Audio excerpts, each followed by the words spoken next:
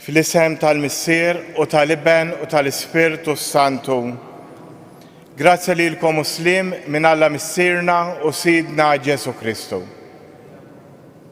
Ħut il-eżis l-om qegħdin nofru l-Quddisa għar-Roħ Michael Gallia u l-familja. U fil-Vanġellu ser niltaqgħu ma' Ġesu li għal darba oħra qed ifejjaq lin-nies. Jew nitolbu l-Mulej il-grazzja li hu wkoll li fejjaqna mill-mart tagħna. U biex nitħejju tajjeb għal dal-misteru li issa qegħdin niċċelebraw, ejjew nitolbu maħfra l-Mulej għal dawk id-drabi li fihom inqasni. Int li sirt bniedem bħalna u salvajtna, Mulej ħnina. Int li mittalina fuq is-salib, Kristu ħnina. Int li ftaħtilna triq tas-sema, Mulej ħnina. Ħenna lina Alla li jista' kollox, jaħfrinna dnubietna u wassalna għal ħajja ta' dejjem. Glorja l-Alla, fl-għoli ta' smewiet, paċi fl-art li bnedmin ta' rida tajba. Infaħruk, imberkuk, nadurawk natuk ġieħ. Irroddulek ħajra l-glorja kbira tiegħek. Mulej Alla Sultan tas-sema. Tista' kollox. Mulej ben waħdini Ġesu Kristu. Mulej Alla ħaruf talla bin il-Missier. Int li tneħid nubiet tad-dinja ħenna lina. Int li tneħid nubiet tad-dinja il-qatt tal-btana. Int li qiegħed fuq il-lemin tal-Missier ħenna lina. Għaliex int waħdek qaddis, int waħdek Mulej, int waħdek il-għoli Ġesu Kristu, mal-Ispirtu Santu, fil-glorja tal-Missier Alla. Amen. Nitolbu. O Alla, intajtna l-grazzja tal-adozzjoni u għamiltna u lit id-dawl. Għamil li qatt ma jaħkmuna dlamijiet tal-ħażen, imma nibqgħu dejjem imdawla bid-dija tal-verità tiegħek. Bibnek Ġesu Kristu Sidna li hu Alla, u miegħek jgħix wisaltan flimkien mal-Ispirtu Santu għal dejjem ta' dejjem. L-ewwel qari. Minħabba lejra tax-xitan li l-mowt daħlet fid-dinja, qarrem il-ktib tal-erf. Il-mowt mhux Alla għamilha u lanqas toġbu l-qerda tal-ħajjin, u ħalaq kollox biex jgħix. Għall-ħajja huma l-ħlejjaq tad-dinja, m'hemmx fihom valenu tal-mowt.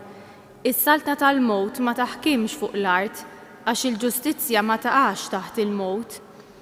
Alla ħalaq il-bniedem biex ma jmutx u għamlu xbija tiegħu innifsu. Blejra tax-xitan daħlet il-mowt fid-dinja u jafu xi tfisser dawk li huma tiegħu.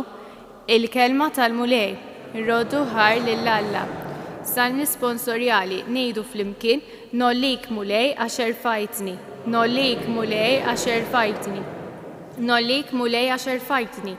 U ma ferraħx l-edowa tiegħi bija, Mulej tellajtni mill-mowt lir-ruħi, lisni minn fost dawk li jinżlu fil-ħofra ngħidu flimkien nollik Mulej għax erfajtni. Għannu lil-Mulej ħbib tiegħu, faħru l-isem mqaddes tiegħu, għax ftit iddum is-saħna tiegħu, iżda morsih l-imħabba tiegħu. Fil-għaxija jidħol il-biki, fil-għodu jidwi l-ajjat ta' ferħ ngħidu flimkien nollik Mulej għax erfajtni. Ismani Mulej u ħenna lija, kun Mulej l-għajnuna tiegħi. Int biddilt fis-sfin il-għali tiegħi, Mulej Alla tiegħi mfaħrek għal dejjem ngħidu flimkien nollik Mulej għax erfajtni. It-tieni qari. Iż-żejjed tagħkom jagħmel tajjeb għan-nieqes tal-aħwa li m'għandhomx. Qari mit-tieni ittra ta' San Pawl Apostlu lill-Korintin. Ħuti. Palma intom onja f'kollox, fil-fidu fil-kelma, fl-erf u fiż-żelu kollu, fl-imħabba li aħna l-arwimna f'qalbkom, hekk għandkom tistgħu f'din il-ħidma ta' ħnina. Intom tafu l-grazzja sa' Sidna Ġesu Kristu li għad li kien għani ftaqar minħabba fikom sabiex intom tistgħu permezz tal-faqar tiegħu. Mhux biex il-pis iħeff minn fuq l-oħrajn u jaqa' kollu fuqkom, imma kulħadd indaqs. Bħalissa ħallu iż-żejjed tagħkom jagħmel tajjeb għan-nieqes ta' dawk li m'għandhomx, biex iż-żejjed tagħhom qatt ikun jista' jpatti għan-nieqes tagħkom. U hekk ikun kulħadd indaqs bħalma hu miktub. Min ġabar ħafna ma sabx iż-żejjed u min ġabar ftit ma baqax bin-nieqes il-kelma tal-mulej. Irroddu ħar lill-Alla. Jogħġobkom nqumu bil-wieqfa l-Evanġelu.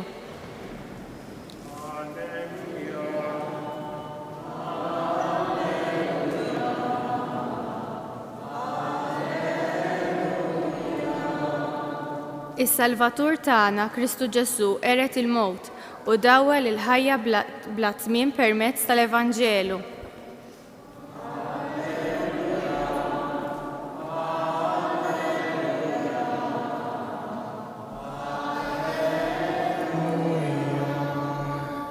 Il-mulej magħkom. Qari mill-Evanġelu skont San Mark. F'dak iż-żmien wara li Ġesu reġa' qasam bid-dgħajsa għax-xatt ieħor, waqt li kien ħdejn il-baħar, inġabret madwaru kotra kbira ta' nies. U ġie wieħed mill-kapijiet tas-sinagoga jismu Ġajru. Dan malli rah inxteħed f'riġlejh u talbu ħafna u qallu: Binti ż-żgħira waslet fl-aħħar, ejja qiegħed idek fuqha, ħalli tfieq u tgħix. U Ġesu telaq miegħu, b'kotra kbira mixja warajh kulħadd iros fuqu. U kien hemm mara li kienet ilha 12 sena sħaħ tbati bit-tnixxija tad-demm. Kienet batit wisq taħt ħafna tobba u nefqet kull ma kellha.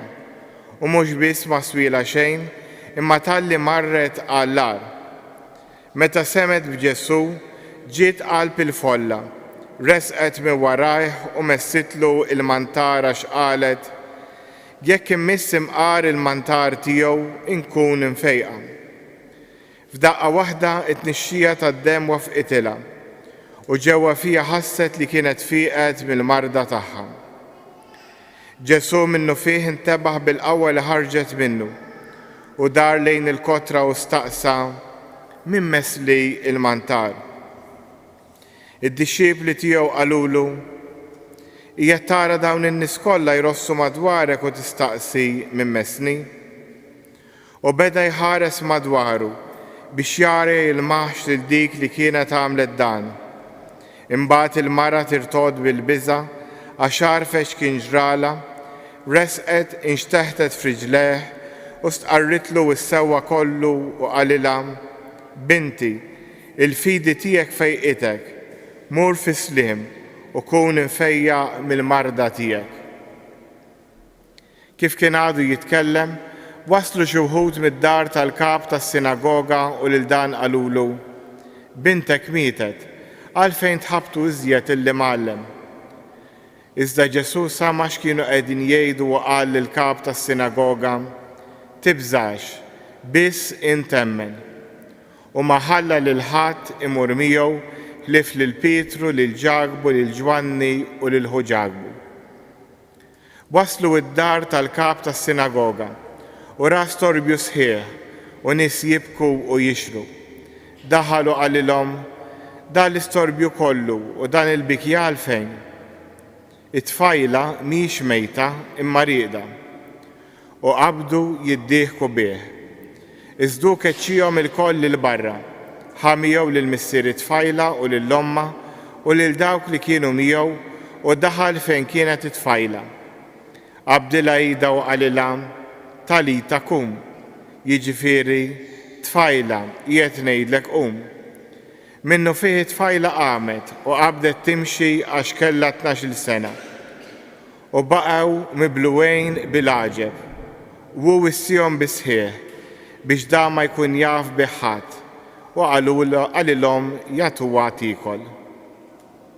Il-kelma tal-mulej.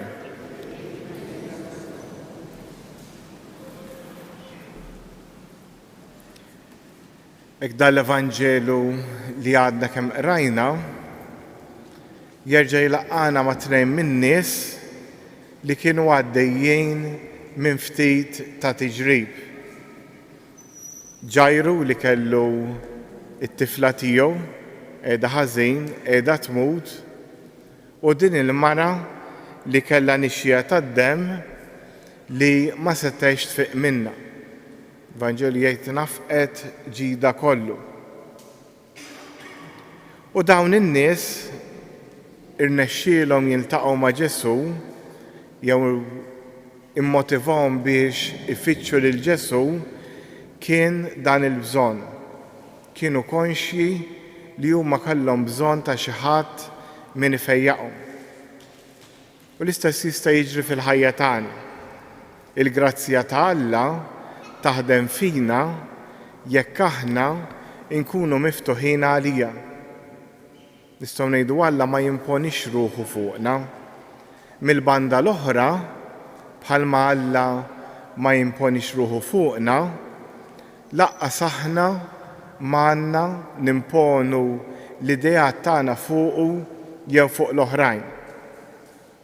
Fil-każ tal-lum, il-Mulej Ġesu iddeċida li jagħtihom il-fejqan li kienu qegħdin ifittxu.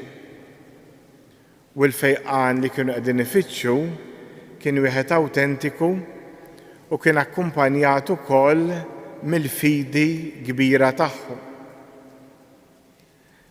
Kif ukoll Ġesu permezz ta' dan il-fejqan wera l-qawwa tiegħu qegħdin fil-bidu tal-Ministeru ta' Ġesu.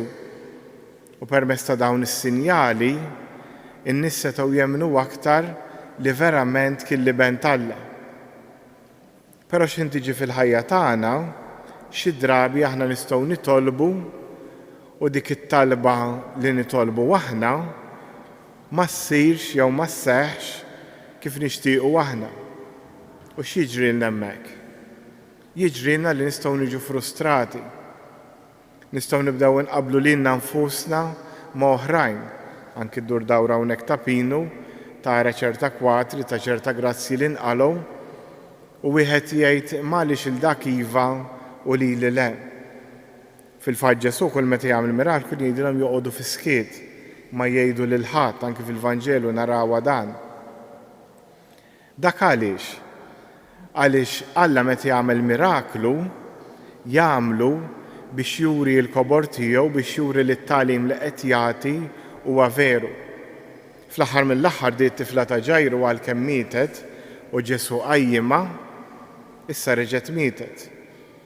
M'għandniex mara fid-dinja li ilha 2000 sena ħajja. U dik turina li l-mewt iparti mill-proċess naturali tal-ħajja. Nitalmu wkoll li l-mart u wkoll parti mill-proċess naturali tal-ħajja. L-importanti li ma ħallux li t-talba tagħna tfixkilna mir-relazzjoni tagħna mal-Alla. Għaliex? Għax jekk jien nitlob xi ħaġa u nippretendi li Alla għandu jagħtini dak li qed nitlob, se nispiċċa frustrat u se tispiċċa t-talba tiegħi għodda f'idejn ix-xitan biex ibedni minn Alla. Jekk jien qalbi ma tkunx miftuħa. Il-bieraħ pereżempju kellna il-tberik tat-tarbija fil-ġuf. Kif qal l-isqof, it-tarbija ir-rigal. Ir-rigal li l-ġenituri qegħdin hemm biex iservuh. U dan għandu jibqa' rigal mhux dritt. M'għandix nippretendi li jkolli tfal iva, jekk ma nistax ikolli nagħmel mezzi kollha, però mhux nippretendi. Għax jekk jien nippretendi li għandu jkolli tifel, għandu jkolli tifla, dik il-pretenzjoni qed turi li jien dik il-ħajja mhix rigal għalija, imma jitoj. U l-istess l-affarijiet l-oħrajn. Quddiem il-mart m'għandix nippretendi li m'għandix nimrat, imma għandi niftakar li di l-ħajja ftit ieħor jew ftit snin oħra se tispiċċa. Għalhekk hemm nitolbu l-Mulej fil-waqt li npoġġulu l-mart tagħna, il-mart fiżiku tagħna, il-mart mentali li forsi għandna, il-mart fir-relazzjonijiet, il-mart li forsi għandna minħabba l-istorja, minħabba l-weġġat ta' meta konna żgħar, ejjew nofruhom il-Mulej illum u nħallu lilu jiddeċiedi kif jagħtina l-fejqan. Jista' jagħtina l-fejqan li nitolbu aħna u jista' jagħtina l-konsolazzjoni fil-qalb tagħna. Għalhekk jew issa b'kuraġġ impoġġu quddiem il-Mulej in-nuqqas tagħna, impoġġu quddiem il-Mulej il-marda tagħna u fis-skiet inħallu lilu ifejjaqna. Fis-skiet nitolbu fuq dan.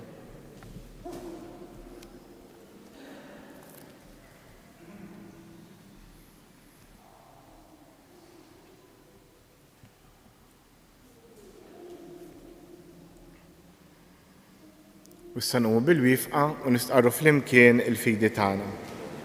Jiena nemmen f'Alla wieħed il-Missier li jista' kollox, li ħalaq is-sema u l-ard, dak kollu li jidher u dak li ma jidirx. F'Mulej wieħed Ġesu Kristu, Iben waħdini ta' Alla, imnissel mill-Missier qabel kull żmien. Alla minn Alla, dawl minn dawl, Alla veru minn Alla veru. Imnissel mhux magħmul, natura waħda mal-Missier u bih sar kollox.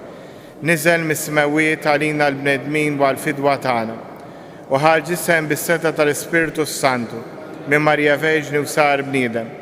Salbuh għalina bata taħt Ponzu Pilatu mietu difnuh. Fit-tielet jum għamen beli wies kont il-kodba mqazza. Tela s-sema u qiegħed fuq il-lemin tal-Missier. U għandi jerġa' jiġi bil-glorja biex jagħmel ħaq mill-ħajjin u mill-mejtin. U s-saltna tiegħu ma jkollix tmiem. Santu Mulej li jagħti l-ħajja, li ġej mill-Missier u mill-Liben, li hu meqjum weġġaħ fl-imkien mal-Missier u mal-Liben, u li tkellem fuq il-profeti, fi Knisja waħda qaddisa Kattolika Apostolika, nistqar ma'mudija waħda l-maħfta d-nubiet, nistenna l-qawma mill-imwiet u l-ħajja ta' żmien li ġej. Amen. Ħuti eżis, Alla tagħna u Alla ħanin u sit il-ħajja. Ejjew fiduċja resqulu t-talbit tagħna. Tolbuk Missier ħanin għall-Knisja, għall-Papa, l-Isqfijiet tas-Saċerdoti, biex il-Knisja tkompli dejjem il-Ministeru tiegħek ta' fejqan. Nitolbu. Resqulek Missier ħanin ukoll it-talba ta' kull wieħed minna. Għenna biex quddiem il-mard, sew fiżiku, sew fir-relazzjonijiet tagħna, sew il-mard soċjali, ma nibżgħu qatt noqorbu lejk. Nitolbu. Resqulek Missier ħanin talba wkoll tal-Pellegrini kollha jiġu jżuru dan is-santwarju, mod speċjali ta' dawk li huma għaddejjin minn xi diffikultà. Nitolbu. U issa fiskiet jew resqu talbna il-Missierna tas-sema.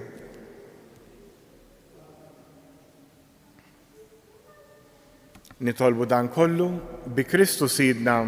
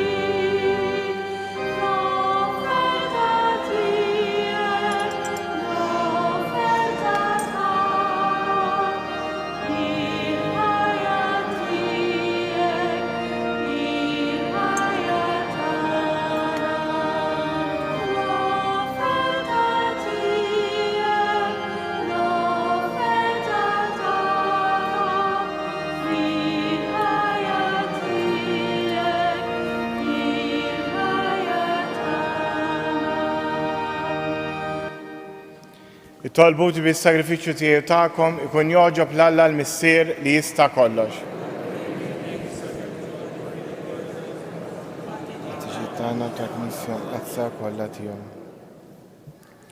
U Alla inti jogħġbok tħaddem is-sagramenti tiegħek biex jagħtuna l-frott tagħhom. Għamel jis-servizz tagħna jkun jixraq lis-sagrifiċċju li sejrin nofrulek. Bi Kristu Sidna il-Mulej magħkom. Nerfgħu qlubna l-fuq. Niżżuħar lill-Mulej Alla tagħna. Sewwa xieraq tas-sew Mulej Missier Qaddis, Alla ta' dejjem li tista' kollox. Tajjeb ta' ġid tas-salvazzjoni tagħna li dejjem kullimkien irroddulek ħajr. Għax int fi ħnina tiegħek hekk ħabbejt id-dinja li bagħtilna l-ibnek il-waħdini biex jifdina. U ridtu jsir bniedem bħalna f'kollox minn barra dnub. Biex hekk tħoffina dak li ħabbejt fih. Bl-ubidjenza tiegħu ksibna mill-ġdid id-doni li konna tlifna bid-diżubidjenza tagħna. Għalhekk Mulej aħna l-koll mal-anġli u l-qaddisin kollha tiegħek infaħruk u ferħ kbir intennulek. Qaddis li Alla tal-eżerċiti, is-smawiet u l-art mimlija bil-glorja tiegħek. Osanna fl-ogħla tas-smawiet. imbierek min ġej fissem il-mulej, osanna fl-ola tasmewit. Għaddis ta' sewint mulej, inti lajn ta' kull qdusija. Għaddes għalek nitolbuk da l-offerti, bil-barka tal-Ispirtu tijek, biex isiru għalina il-ġisem u d-dem ta' Sidna Ġesu Kristu. Li meta kien sejjenata biex mirraj ħibbati, ħal ħob sradd il-ħajr, qasam tal id-dixxib li tiegħu qal, ħudu u kulu il-kol minn dan, għax dan huwa ġismi li jingħata għalikom.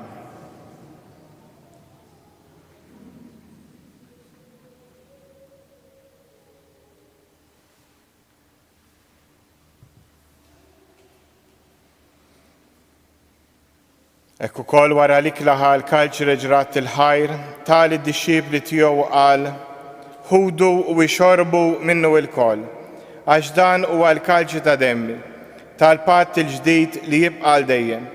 Id-dem li jixxerret għalikom u għal-bnedmin kollha għal maħfra ta' dnubiet. Għamlu dan b'tifkira tiegħi.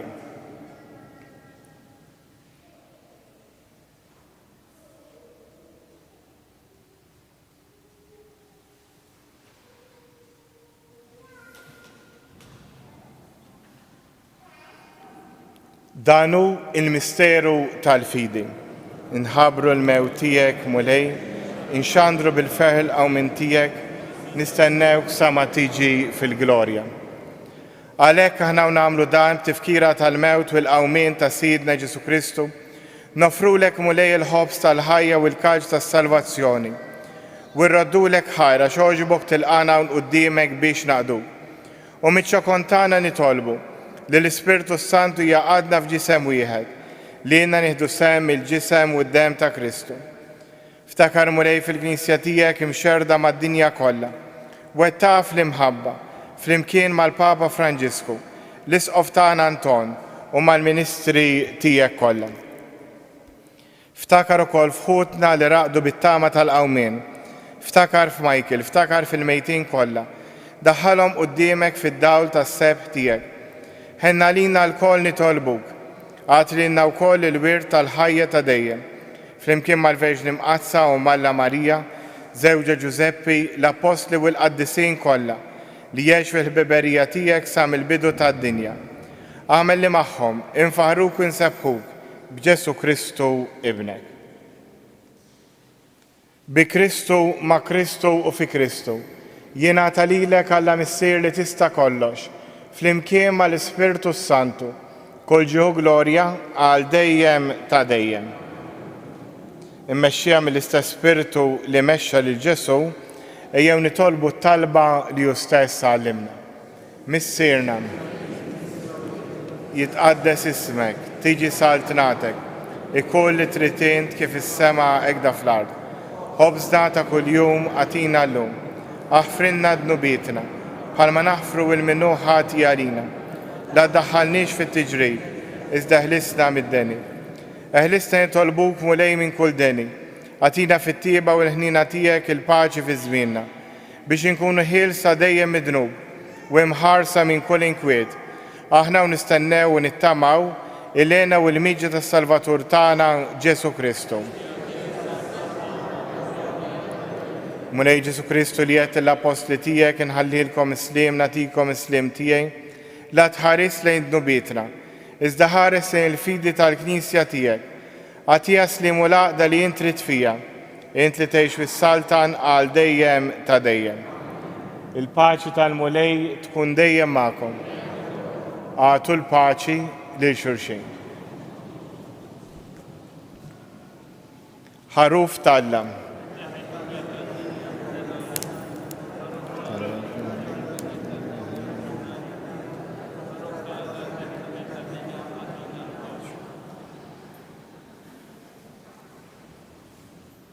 Danu il-ħaruf ta' Alla, danu li jneħħi d-nubiet ta' dinja, ħen jindawk li huma mistiedna għall-ikla tal-ħaruf.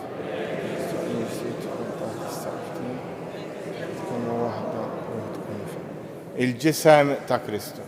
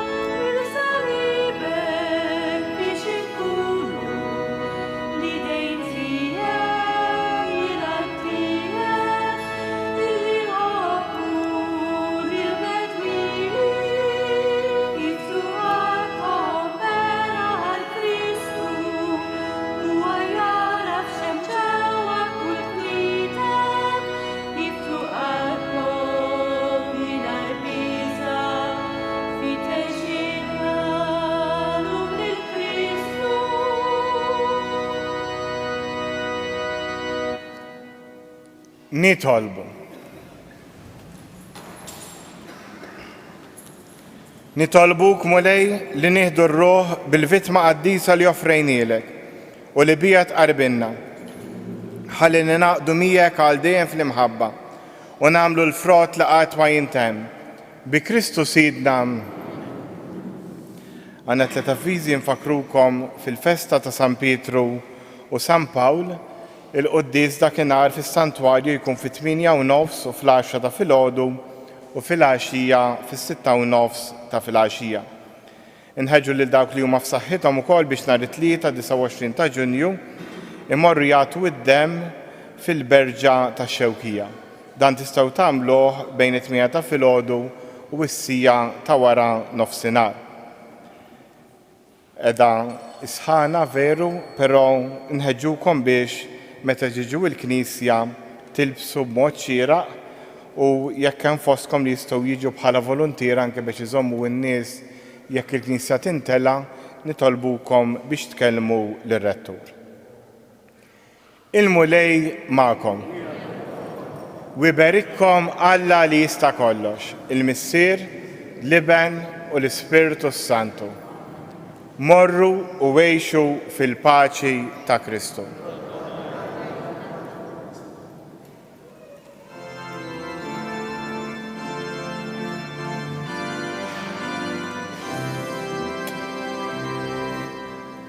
Il-maqdesta Piju, il-firxeti d-dira, li tixeti meħabetek, u metana Marija.